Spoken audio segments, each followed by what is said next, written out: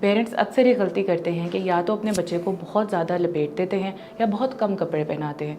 दोनों ही चीज़ें मुनासिब नहीं हैं।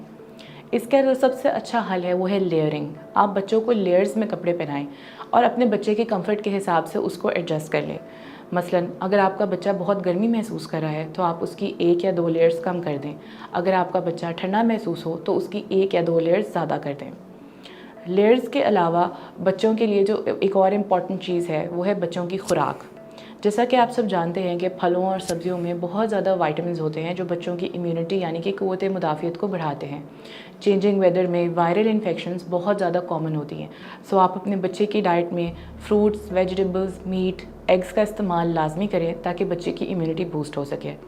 इसके अलावा कोशिश करें कि बच्चों की खुराक में से जंक फूड जैसे कि जूसेस, कोल्ड ड्रिंक्स, इस तरह की चीज़ें कम से कम रखें ताकि बच्चा घर का खाना खाए और इसकी इम्यूनिटी बूस्ट हो सके।